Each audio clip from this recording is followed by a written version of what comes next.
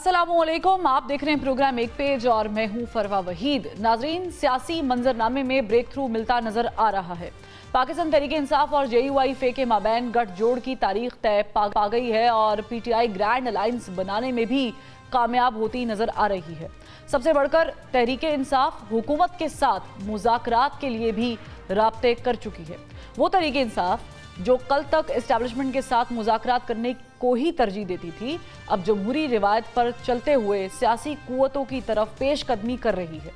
PTI जहां हुकूमत का पत्ता काटने और अपना मैंडेट वापस लेने के लिए जिद्दोजहद कर रही है, वहीं चीफ इलेक्शन कमिश्नर के खिलाफ जुडिशल कमीशन में पहुंच चुकी है और अदालतों का दरवाज़ा भी खटखटा रही है। ऐन उस वक्त जब PTI को एक होकर हुकूमत के खिलाफ महाज लड़ना है, उसी लम्हे पाकिस्तान तहरीक इंसाफ में इख्तलाफात और ग्रुप बंदी भी उरूज पर है।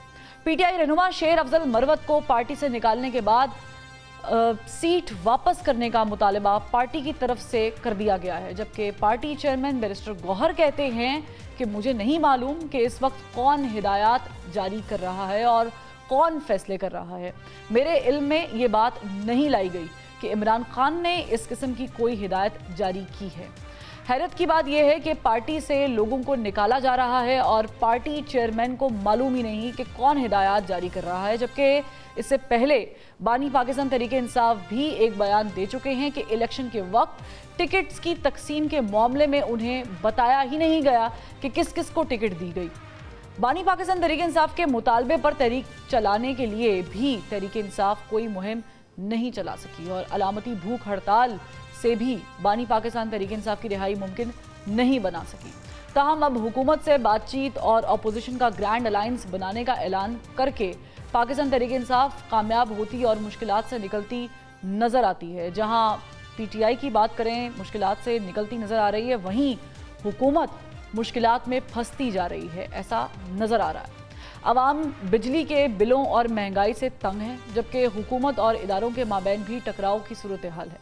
PTI की मखसूस सीट्स के फैसले को लेकर पार्लियामेंट में कानून साजी का फैसला किसी बहरान का दरवाज़ा खोलेगा और इत्तेहादी जमातों के तहफ़्फ़ुज़ात भी हुकूमत की मुद्दत पूरी होने पर सवालिया निशान उठा रहे हैं। अब ऐसे में सवाल ये है कि जब मुल्की मईशत की नाव मुसलसल मसाइल भंवर में फंसी हुई हो, वहाँ मुल्की सियासी क़यादत क्या किसी इस्तेहकाम की तरफ जाएगी या फिर किसी टेक्नोक्रेट सेटअप की राह हमवार करेगी? इस पर बात करेंगे लेकिन एक ब्रेक के बाद।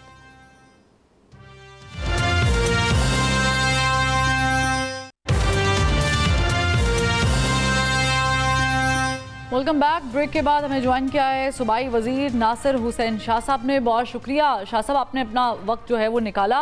ये फरमाइएगा कि ये हुकूमत चल रही है, नहीं चल रही, दिसंबर में चली जाएगी, उससे पहले चली जाएगी, इस पर जरा रोशनी डालिएगा। बिस्मिल्लाहिर्रहमानिर्रहीम, अल्लाहुम्मा सल्ली अला मोहम्मद व आले मोहम्मद।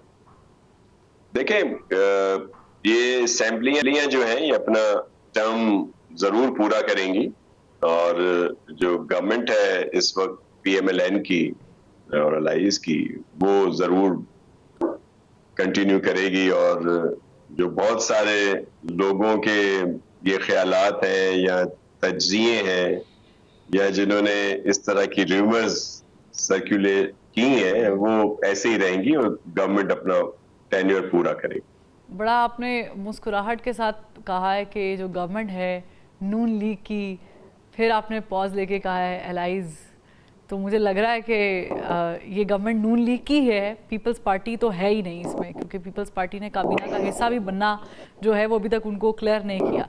लेकिन पीपल्स पार्टी ये भी तो चाहती थी, हालांकि इलेक्शंस के बाद ये मालूम था कि गवर्नमेंट फॉर्मेशन कैसे हो रही है, PTI के साथ जाना, उस मामले में कोई है आप लोगों का इरादा?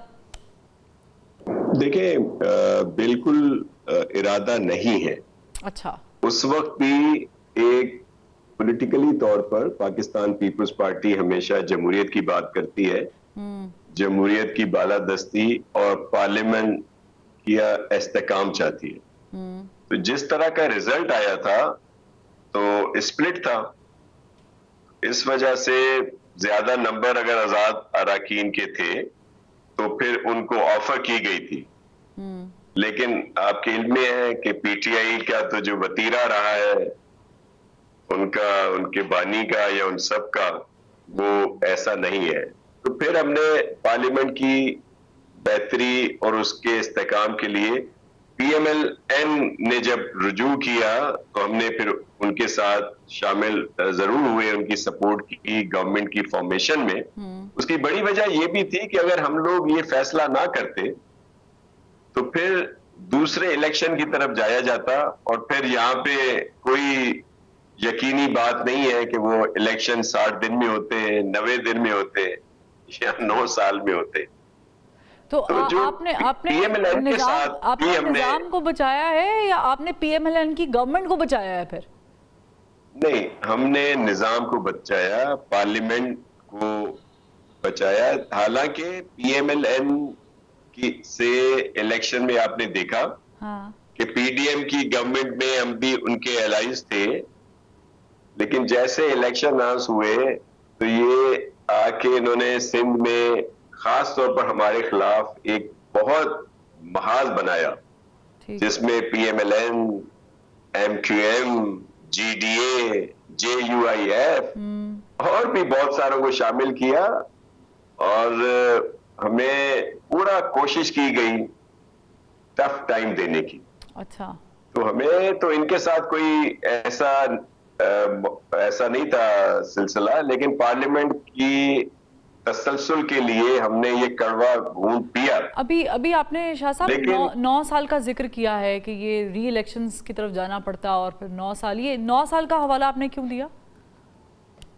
देखिए, ये तारीख रही है ना, आपको याद होगा जिया जब आए थे तो कलमा पढ़ने के बाद उन्होंने 90 दिन की बात की थी, 11 साल लगे, और फिर वो कमोबेश 9 साल तक चली गई।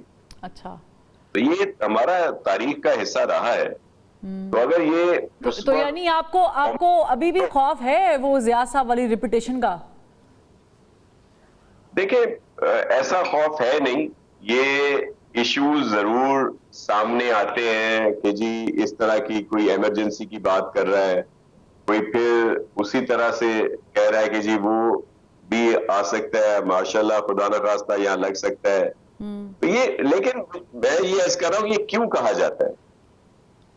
ये इस वजह से कहा जाता है, बड़ी माजरत के साथ, कि जब 9 मई यहाँ पे हो और उस पर किसी को सजा न मिले, और फिर जो बड़े एहतराम के साथ अदालतों के जो फैसले आए, वो एक तसलसल है फैसलों का।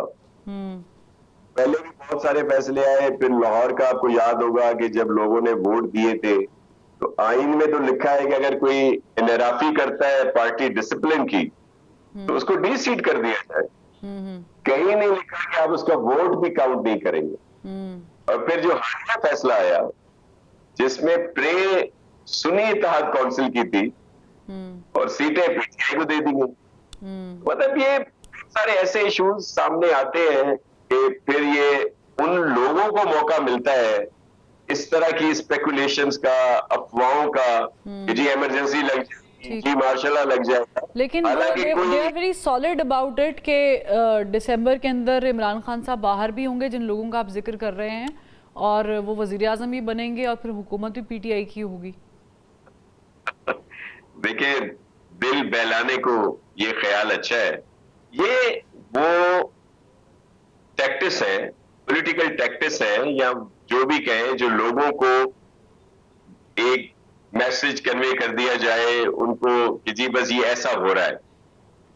मैं एक पॉलिटिकल वर्कर, मैं आपको एक सीधी सी बात बताता हूं। मौजूदा पीटीआई जिसने अजियत की सियासत को फरोग दिया, बदतमीजी की सियासत को फरोग दिया, दहशत गर्दी और इसको फरोग दिया, इसका कोई फ्यूचर नहीं है।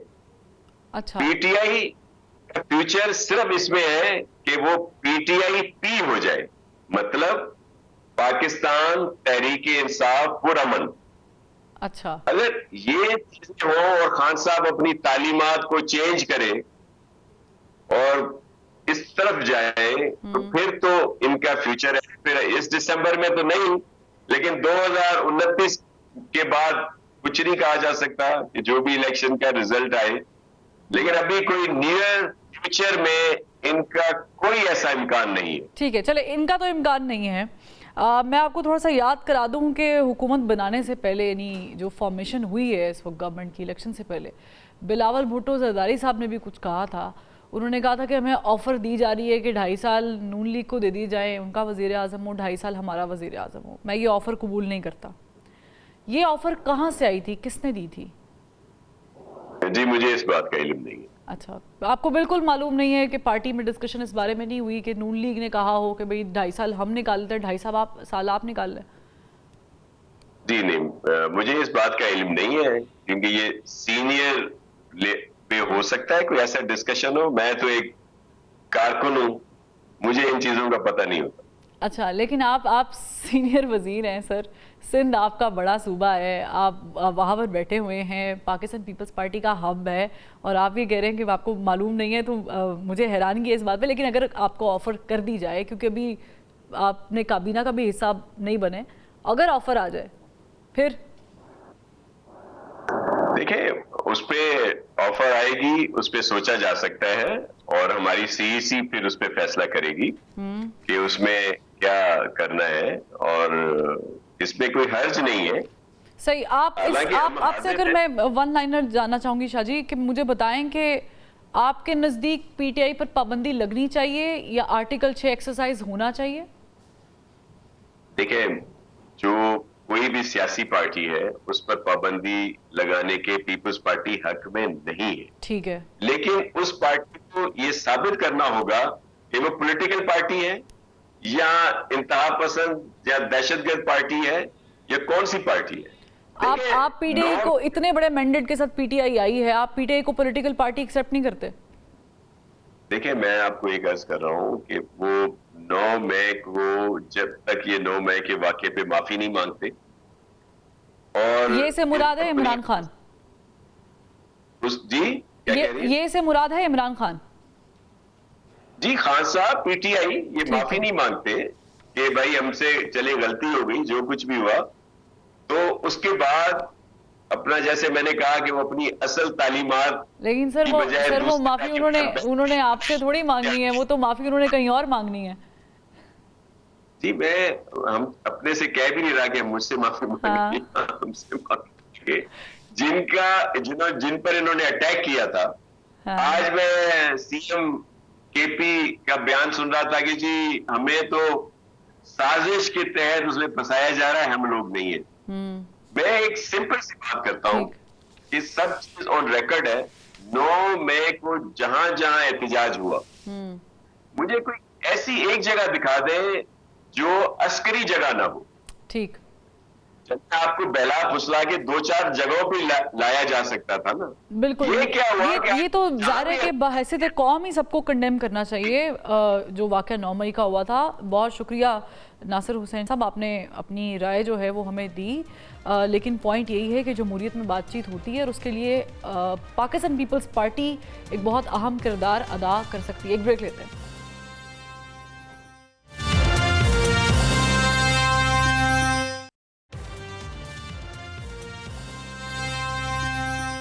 Welcome back. ब्रेक के बाद हमें ज्वाइन किया है opposition leader Punjab assembly Malik Ahmad Bhachar sahab. बहुत शुक्रिया सर, आपने वक्त निकाला। ये बताइएगा कि आप लोगों ने असेंबली के बाहर अभी भी क्या असेंबली लगा रखी है, और वो भूख हड़ताल जो है, जो कॉल दी थी, वो जारी है? जी, सबसे पहले तो मैं आपका शुक्रिया अदा करूंगा जी, आपने प्रोग्राम में मौजूद किया है, थैंक यू वेरी मच। अच्छा, उसमें ये है जी कि हमारी जो भूख हड़ताल थी वो हमारी एक अलामती भूख हड़ताल थी, और सवाबी के जलसे के लिए हमने उसको, क्योंकि एमपीएस ने तैयारी करनी थी, अपने अपने हलकों में जाना था, तो वो हमने उसको मनसूख नहीं कह सकते, बस उसको रीशेड्यूल किया है जी। अच्छा, और तो ये आप इसको दोबारा कंटिन्यू करेंगे? डेफिनेटली कंटिन्यू करेंगे जी। तो अभी हमारा जो बाहर का है ना जी असेंबली का, वो तो हमारा चलता रहेगा, इसलिए कि अभी असेंबली के अंदर तो हम गए नहीं, और ना ही हमें कुछ जाने दिया जा रहा है। तो बाकी हमारे फॉर्म, अगर हम असेंबली के अंदर चले भी जाते हैं, तो हम समझते हैं कि हमारे जो फॉर्म 45 वाले हैं वो भी हमारे साथ यकजहती के लिए आ रहे हैं।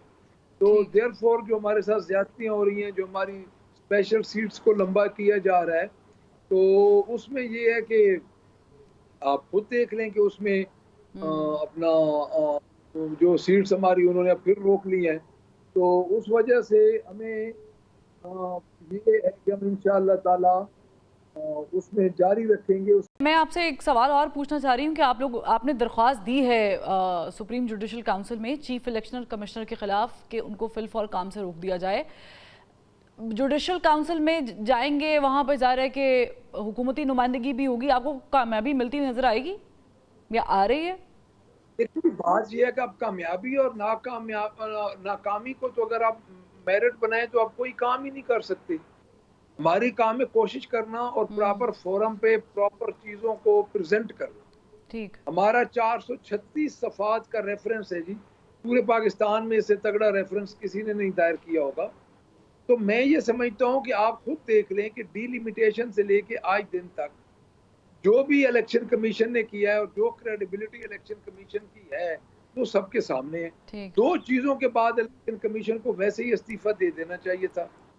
एक तो वो है कि जब सुप्रीम कोर्ट ने ये बात की कि इलेक्शन कमीशन ने हमारे फैसले की दुरुस्त तशरीह नहीं की कि हमारे से 13 जनवरी को बल्ला भी वापस ले लिया गया, हमारे उम्मीदवारों को पता नहीं किसको क्या दिया निशान, किसी को क्या निशान दिया।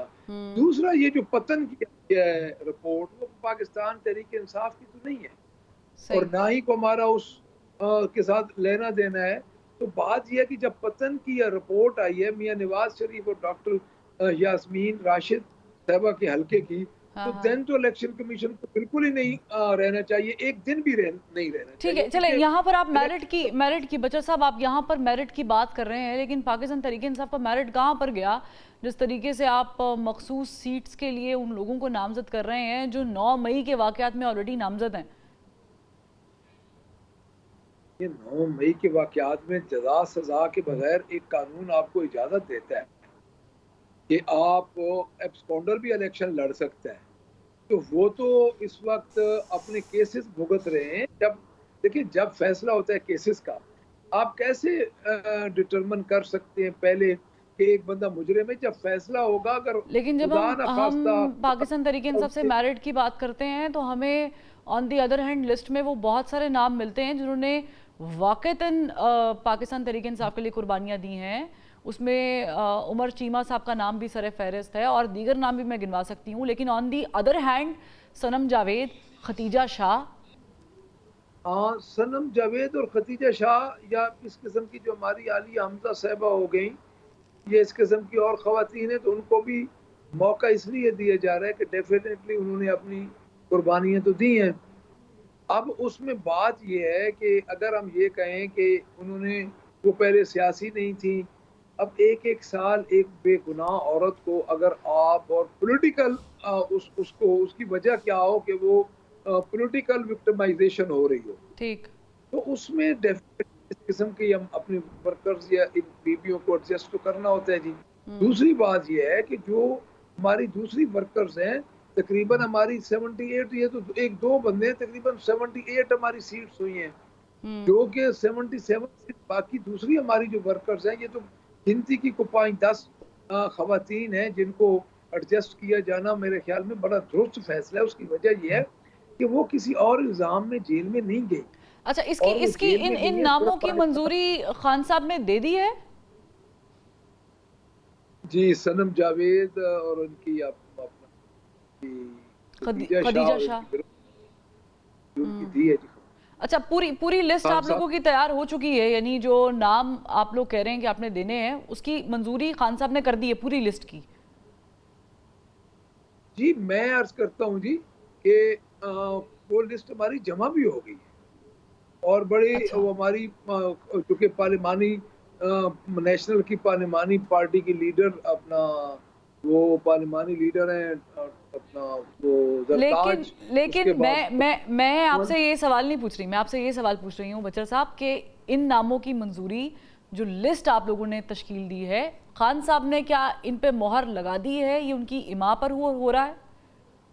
देखें जी, जिस मुलाकात में मैं था उसमें बहस हुई है, फिर दोबारा जो हमारी इनके साथ जो इनकी मीटिंग हुई है ना जी, हमारी जो खवातीन विंग की थी जिन्होंने ये सारा करना था, तो खान साहब की मीटिंग तो हुई है, तो डेफिनेटली मैं उस मीटिंग में खुद नहीं था, लेकिन डेफिनेटली खान साहब की मंजूरी के बगैर कैसे हो सकता। लेकिन खान साहब की मंजूरी जरूर लेकिन होगी। आप उस मीटिंग में आपने कहा कि मौजूद नहीं थे, लेकिन आपको जो मालूमात है कि उसके हिसाब से खान साहब ने मंजूरी दे दी। लेकिन अक्सर चीज़ों में फिर मिडल मैन चीज़ें ख़राब कर देते हैं। जैसे MWM के साथ जाना था, फिर सुन्नी इत्तेहाद काउंसिल के साथ चले गए। खान साहब ने बाद में कहा जी मुझे मालूम ही नहीं था, कि मैंने तो कुछ और कहा था, और चले गए सुन्नी इत्तेहाद काउंसिल के साथ। तो ये आपको मंजूरी नामा किसने बताया है, किसने दिया कि खान साहब ने ये कह दिया? सर मुझे बताया किसी ने नहीं। मैं आपको अर्ज कर रहा हूँ कि पहली मुलाकात में था जब सीट्स पे डिस्कशन हुई, उसमें मैं मौजूद था। बट अगली मुलाकात में चूंकि हमारे जो पॉलिटिकल लोग होते हैं वो टर्न बाय टर्न मिलते हैं, तो अगली मुलाकात में मैं नहीं था। जो ज़रूरी इश्यूज होते हैं उन पे डिस्कस होती है, तो उसमें डेफिनेटली मैं अर्ज कर रहा हूँ कि मंजूरी हुई तो सर होगी और मैं मंजूरी सर है। थोड़ा सा कंफ्यूज हूँ, मुझे सिर्फ क्लियर कर दें, देखने वालों को भी, सुनने वालों को भी, कि आप मौजूद थे जो दूसरी मुलाकात में बातचीत हुई खान साहब की जिनबी साहब के साथ। पहले तो ये बता दें कि किन साहब के साथ हुई मुलाकात, और किन के कहने पर फिर ये सारा कुछ हुआ कि उन्होंने बताया कि खान साहब ने मंजूरी दे दी है? देखिए, मुलाकात में हमारी शोजब कमल साहब जो वुमेन विंग की प्रेसिडेंट है वो मिलती हैं, हमारे उमर अयूब साहब हैं वो मिलते हैं, शिबली फराज साहब है, ये सारी जो हमारी सीनियर क़यादत है ये मिली, इन्होंने डिस्कस किया, और 100% मुझे यकीन है कि खान साहब की मंजूरी है तो उन्होंने करवाया। अदरवाइज तो कोई ऐसे आपको उमर अयूब साहब ने और कमल शोजब साहब ने साहिबा ने कन्वे किया कि ये वाली लिस्ट जो है वो खान साहब ने इस पे ओके बोल दिया है, तो ये खवातीन के नाम जाएंगे? मुझे कन्वे करना तो उनका जरूरी नहीं है ना जी। नहीं, पार्टी में कन्वे करना तो जरूरी है ना, पार्टी के अंदर जो मीटिंग्स होती हैं उसमें कन्वे करना तो जरूरी है ना। पार्टी में कन्वेड है, और पार्टी में कन्वेड है, और पार्टी को पूरा यकीन है कि बिल्कुल ट्रांसपेरेंट तरीके के साथ, इंक्लूडिंग माइन। ठीक, लेकिन आपका एक ज़ाहिर वक़ार है, आप अपोजिशन में मौजूद हैं इस वक्त पंजाब असम्बली की, और पंजाब असम्बली की तो मखसूस नशिस्तों सीट्स का सवाल है ना, तो उस पर आपको तो ज़ाहिर है कि लिया होगा लूप में। एंड क्वेश्चन फॉर यू, ये KPK से लिस्ट तो नहीं तैयार हुई हुई? सुनने में आ रहा है कि KP से शायद लिस्ट भेजी गई है। देखिए KPK से लिस्ट तैयार KPK की हो सकती है, बट पंजाब की लिस्ट में नहीं। पंजाब के सब स्टेक होल्डर्स ऑन बोर्ड थे, और उन्होंने ऑन बोर्ड हो के ये सारा काम किया है। और दूसरी बात ये है कि इसमें मेरा नहीं ख्याल कि ऐसी कोई बात हुई है जिस बात से आप ये समझें कि कोई इसमें कोई किसी को खान साहब से कोई इन्होंने ओवर रूल करके और कोई इन्होंने जमा करवाई है, ऐसी कोई बात नहीं। खान साहब हर बात में विजिलेंट हैं और ठीक है, बहुत शुक्रिया हमें ज्वाइन करने के लिए। मलिक अहमद भच्चर साहब अपोजिशन लीडर पंजाब असम्बली थे, और अभी हमारे साथ former opposition leader Sindh assembly Firdous Shamim Naqvi sahab मौजूद हैं, पाकिस्तान तहरीक इंसाफ को रिप्रेजेंट कर रहे हैं। फिरदौस शमीम नकवी साहब, बहुत शुक्रिया, आपने वक्त निकाला। ये शेर अफजल मरवत साहब को पार्टी से निकाला गया, नोटिफिकेशन पे आपके दस्तखत हैं, ये मामला हुआ क्या है? खान साहब से शेर अफजल मरवत साहब की 2-3 माह से चलती रही है, शिकायतें उनके बिहेवियर पे आई थी, उसका नोटिस लिया गया था, उनको 1 दफ़ा वार्न किया गया, 2 दफ़ा किया, उसका उन्होंने शो कॉज नोटिस का जवाब दिया। शो कॉज नोटिस के जवाब के बाद आज से कोई 20-25 दिन पहले उनको एक फाइनल नोटिस दिया गया कि 4 आदमियों की कमेटी बना दी गई है जो आपके बिहेवियर को देख रही है। अगर आपने कोई वायलेशन की तो you can lose your membership. उन्होंने अनफॉर्चुनेटली पिछले 1 हफ्ते में 2-3 दफ़ा वायलेशन की, and the committee unanimously decided कि he should be expelled from the party. Okay, लेकिन वायलेशंस क्या की हैं उन्होंने? देखिए, पहली चीज तो ये मेरी पार्टी का इंटरनल मैटर है, but we had warned that nobody in the party can discuss the party matters outside in public और in public forum. He violated that discipline. So he did not use appropriate language and he misrepresented facts. Okay, so उन्होंने misrepresent किए हैं facts जो हैं, उनको publicly उस तरीके से जो पार्टी में अंदर बात होनी चाहिए थी बाहर की है, but no. Misrepresenting facts is that the party has policy is something else, he has stated something else. That's called misrepresenting facts. ठीक है, बट क्या बैरिस्टर गौहर साहब, discussing internal matters of the party in public is a second violation of the discipline. Nobody is allowed to do that. Okay, got it. लेकिन क्या barrister Gauhar साहब को इस बात का इल्म है, क्योंकि उन्होंने तो लाइल्मी का इजहार किया है? देखिए, मैं आपसे पहली बात बताई कि ये फैसला इस तरीके से हुआ है कि एक 4 रुकनी कमेटी थी, which was fully empowered committee, which did not have to report to the Secretary General or did not have to report to the chairman of the party. वो अपने फैसले में आज़ाद की दिए थी, इसीलिए खान साहब ने वो कमेटी बनाई थी। अच्छा, वो तो purely तो political खान साहब इसमें डायरेक्ट लिंक थे उस कमेटी के साथ? इसमें बैरिस्टर गौहर या उमर अयूब इनका कोई ताल्लुक नहीं है? नहीं, ऐसे नहीं है। ये कमेटी जो रेकमेंड की थी वो पार्टी ने की थी, खान साहब ने अप्रूव की थी। ये डिसिप्लिन कमेटी, इसका नोटिफिकेशन उमर अयूब ने इशू किया था। ये 4 रुकनी कमेटी के। अच्छा, इस 4 रुकनी कमेटी में मेरा नाम है, रऊफ हसन साहब का नाम है, आतिफ खान का नाम है, दाऊद काकड़ का नाम। ये कमेटी इंडिपेंडेंट है। इस कमेटी के पास वायलेशन ऑफ डिसिप्लिन और बाकी लेकिन शिकायतें रऊफ आई। हसन साहब ने मंजूरी कैसे दे दी? बिकॉज वो तो अभी उनके तो अब काफी प्रॉब्लम चल रहे हैं, वो तो अभी है नहीं बाहर। मैंने ये कब कहा कि रऊफ हसन साहब ने कहा? नहीं, मैं लेकिन जो available थे, कमेटी 4 लोगों available की थे। बनी। तीन आदमी, अगर 3 आदमी एग्री कर लें यूनानिमस बेसिस के ऊपर, तो क्या कहा जाएगा कि फैसला हो गया। अगर एक आदमी भी अगेंस्ट होता तो ये अज्यूम किया जा सकता था कि अगर रऊफ साहब आते तो 2-2 हो सकता है, ठीक, तो इसलिए फिर रुका जाता। लेकिन जब 3-0 डिसीजन है, तो मैं क्योंकि सीनियर मोस्ट मेंबर हूं और additional general secretary of the party भी हूं, तो मैंने नोटिफाई किया। अच्छा, खान साहब से आपकी कब इस मामले में आखिरी मीटिंग हुई या कमेटी की मीटिंग हुई? साहब एक दफा भी मीटिंग नहीं हुई है। एक दफा भी मेरे मीटिंग नहीं साथ हुई? चलाई थी मेरी खान साहब से मेरी मीटिंग है, तो आपको पता है हर दफा मीडिया में रिपोर्ट हुई है।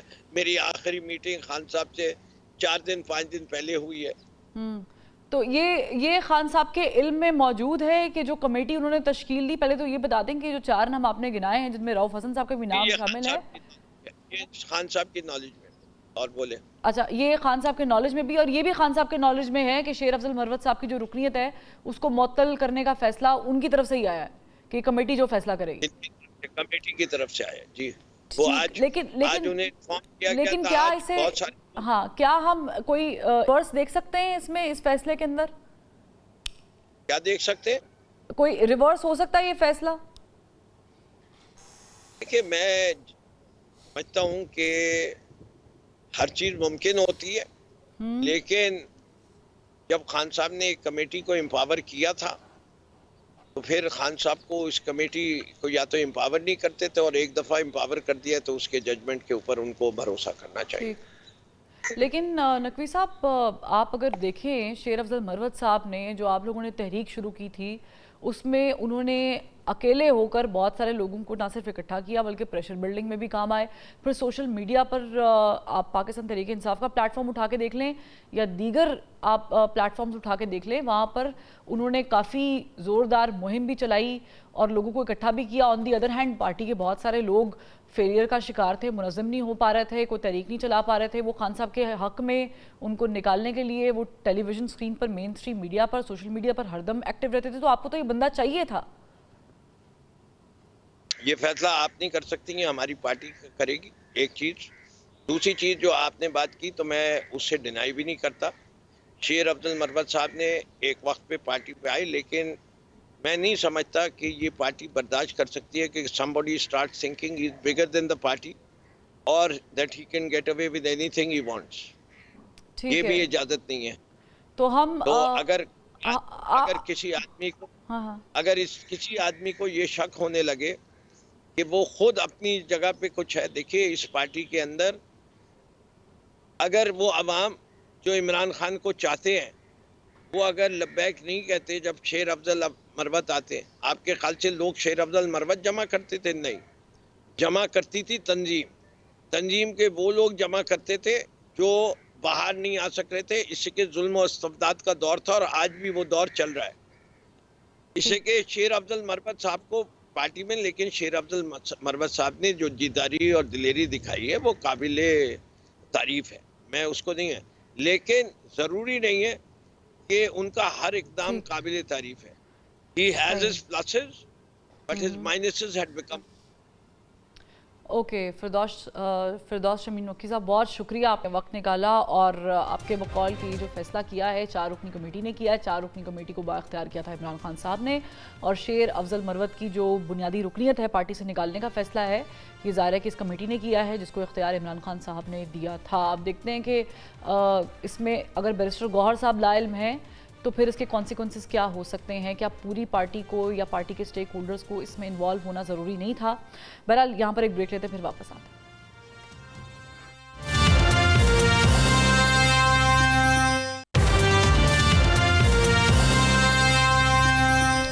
वेलकम बैक नाज़रीन। सियासत, मईशत, इंतहा पसंदी और इंतज़ामी मामलात को लेकर वतन अजीज़ को एक के बाद एक बहरान का सामना है। इधर हम दहशत गर्दों की कमर तोड़ते हैं और उधर फिर से कोई ग्रुप सर उठाना शुरू कर देता है। दहशतगर्दी के खिलाफ जंग में अरबों का माली नुकसान और 70,000 जानों का नजराना हम पेश कर चुके हैं, मगर आज भी दहशतगर्दी के नासूर से मुकम्मल तौर पर जान छुड़ाने में कामयाब नहीं हो सके।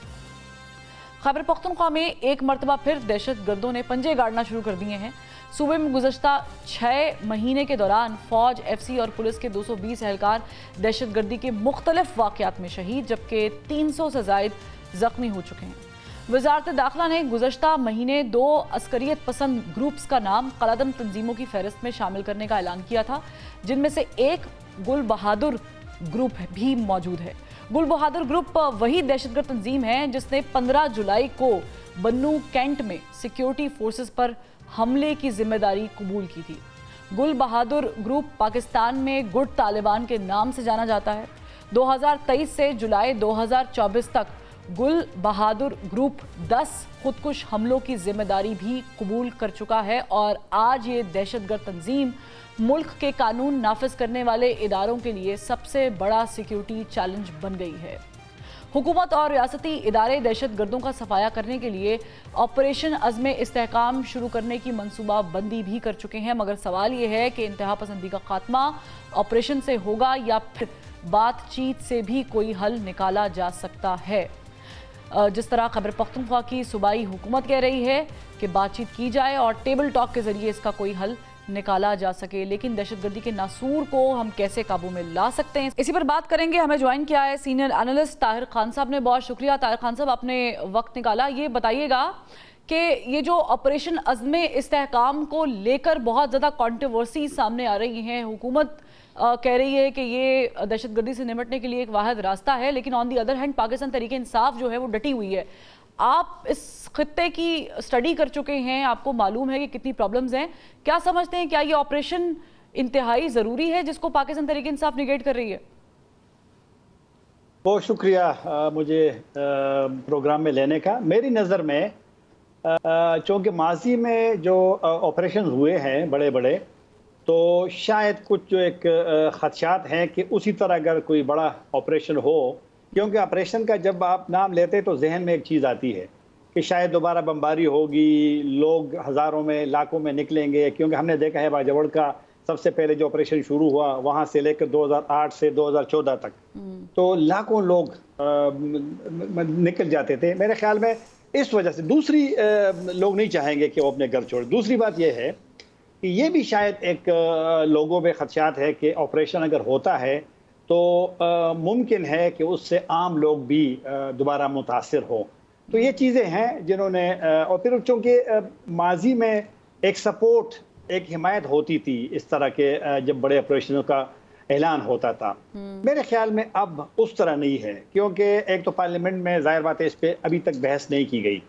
एपेक्स कमेटी में फैसला हुआ, फिर बाद में काबीना में मामला चला गया और वादा किया गया था कि शायद पार्लियामेंट में इस पर डिस्कशन हो, लेकिन वो नहीं हुई। तो मेरे ख्याल में इस वजह से ऐलान के साथ ही ये एक मुतनाज़ा बन गया है। गो कि अब फौज का ये ख्याल है कि ऑपरेशन नहीं है बल्कि एक कैंपेन है, एक मुहिम है।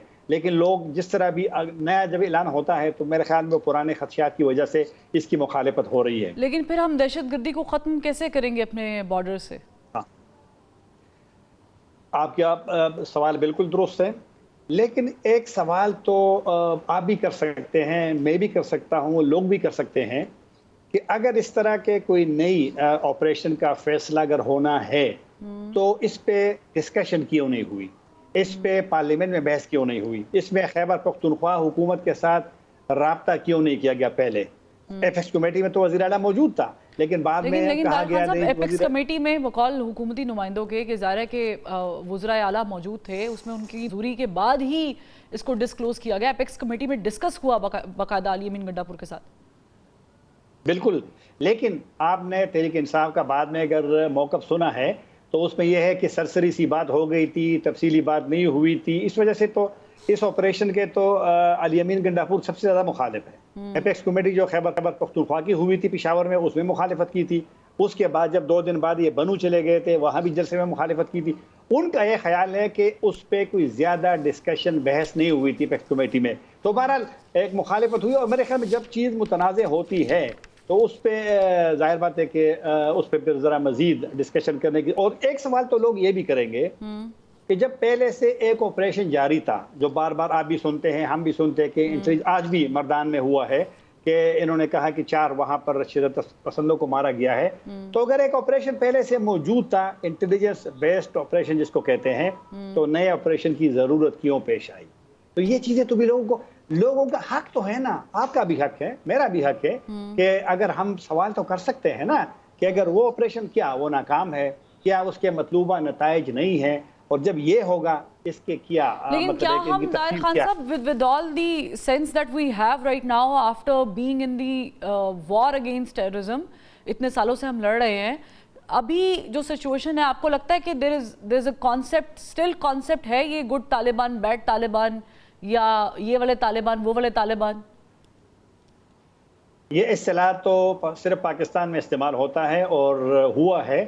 और गुड तालिबान का ये जो बनू में पुलिस ने छापे मारे हैं और फिर वहाँ वज़ीर आला ने ऐलान भी किया था कि न गुड होगा न बैड होगा। तो मेरे ख्याल में गुड तालिबान एक लिहाज से लोग उसको कहते हैं कि जो रियासत के खिलाफ नहीं लड़ते, लेकिन लोगों में शकूक थे और हैं कि कभी कभी अगर आपको कोई पसंद नहीं है, ख्वाह वो एक मुंतखब नुमाइंदा हो, ख्वाह वो कोई और हो, कबायली मशर हो, रहनुमा हो, तो उनको आप उनके खिलाफ इस्तेमाल कर सकते हैं। तो अगर लोगों ने सरेंडर भी किया है तो सवाल ये बनता है कि उनको दफ्तर बनाने की क्या ज़रूरत है कि लंबे लंबे बाल हो, बंदूक के साथ हो, बाजार में फिर रहा हो, चेक पोस्टों से इधर उधर होते हो। इसी वजह से कुछ चीज़ों में एक क्लैरिटी की ज़रूरत है कि आया हमें गुड तालिबान की ज़रूरत है, क्योंकि अगर आपके ख्याल में उसकी ज़रूरत है तो शायद काफ़ी लोग आपके इस सोच से मुत्तफिक नहीं होंगे। वो कह रहे कि जब पुलिस है, जब फ़ौज है, जब FC है, जब रेंजर्स है, जब दीगर कानून नाफिज करने वाले इदारे हैं, तो फिर सिविलियन गुड तालिबान हो जो भी हो उसकी ज़रूरत नहीं है। लोगों में हम कहाँ गलती कर रहे हैं? बिकॉज हम ज़ाहिर है कि अफगानिस्तान के साथ इस पे बात करने की भी हमने बारहा कोशिश की और हम स्टिल ये समझते हैं कि बॉर्डर पार से दहशतगर्द जो हैं वो पाकिस्तान को नुकसान पहुंचा रहे हैं, ये एक मौक़िफ़ है। लेकिन जब आपने बन्नू वाक़े का जिक्र किया तो उसमें भी हम देखते हैं कि सिक्योरिटी फोर्सेस पे जो हमला हुआ है, पहले तो ये भी थोड़ा सा मुझे इसका बैकग्राउंड बता दीजिएगा। तो फिर क्या सूबाई सतह पर गवर्नमेंट को कोई एक्शन लेना चाहिए? क्योंकि ये इस वक्त नागुज़ीर तो है, अगर हम ऑपरेशन की तरफ नहीं जाते तो we need to have a few options against terrorism. Operation की मुखालिफत खैबर पख्तूनख्वा हुकूमत नहीं कर रही है। वो कह रही है कि जो भी करना है वो जो इंसदाद दहशतगर्दी का महकमा है, इदारा है, CTD और पुलिस करेगी। और आज जो मैंने काटलंग वाली मिसाल दी, मर्दान में जो ऑपरेशन हुआ है वो CTD ने किया है, पुलिस ने किया है और 4 दहशत पसंदों को ये जो खबरें आ रही है कि उनको उन्होंने मारा है। तो इसका मतलब है कि पुलिस और क्योंकि बस सिविल इदारे जो होते हैं ना, लोगों का थोड़ा सा अगर डायरेक्ट सपोर्ट नहीं हो लेकिन इनडायरेक्ट सपोर्ट हो, लोग फील करते हैं कि पुलिस का ऑपरेशन, CTD भी चूँकि एक सिविल इदारा है तो उनका ऑपरेशन फिर शायद उस तरह नहीं है कि जिस तरह की बमबारी उसमें हो, जिस तरह के कोलेटरल डैमेज हो। अफगानिस्तान की आपने बात की है, अफगानिस्तान का बिल्कुल हमारे लिए मसला है और उसमें तो दो राय नहीं है कि जब से तालिबान की हुकूमत को आई है तो पाकिस्तान में जो हमले हैं उसमें इजाफा हुआ है, जानी नुकसान में इजाफा हुआ है। और उसकी वजह क्या है? मेरी नज़र में करदम तहरीक तालिबान निस्बतन मजबूत है। पहले तो उन पर ड्रोन हमले होते थे, अमेरिका जब इस खित्ते में था, अमेरिका अब नहीं रहा। माजी की हुकूमत अफगानिस्तान में उनके खिलाफ एक्शन करती थी। आपको याद है कि जब 2021 अगस्त में जब तालिबान ने जेल तोड़े थे तो उसमें तो TTP के तकरीबन 2000 लोग निकले थे, तो कुछ रहनुमा भी थे, वो सारे जेलों में थे। अब सारे बाहर है, अब ड्रोन हमला नहीं है, अब उनके खिलाफ ऑपरेशन नहीं है, तो वो मजबूत हो गए। अमरीकी असलहा उनके पास है, उनकी तरबियत मेरी नज़र में ज़्यादा अब निस्बतन ज़्यादा है, और उनकी जनाब आना जाना, उनकी अब उस तरह के माजी में जो मुश्किलात होते थे उनके लिए अब आसानियाँ हैं, क्योंकि वैसे भी मौसम गर्मा में आना जाना ज़्यादा होता है। लेकिन और इसका एक हल तो सॉलिड जिसे कहते हैं सोल्यूशन, वो तो हमें ढूंढना पड़ेगा, चाहे वो टेबल टॉक करके है या दूसरे मामलात से है, वो हमें ढूंढना पड़ेगा। तारिक खान साहब बहुत शुक्रिया, क्योंकि एक अरसा हो गया नाजरीन कि पाकिस्तान जंग लड़ रहा है दहशतगर्दी के खिलाफ, और अभी 6 महीने की आप रिपोर्ट देख लें तो 200 से ज़्यादा FC के पुलिस एहलकार जो हैं वो शहादत का नजराना पेश कर चुके हैं, और ये कहीं रुकता हुआ दिखाई नहीं दे रहा। अलबत्ता इस पर डेडलॉक अभी भी बरकरार है कि ऑपरेशन के ऊपर क्या बातचीत होगी। इजाज़त दीजिए, कल फिर मुलाकात करते हैं। अल्लाह हाफ़िज़।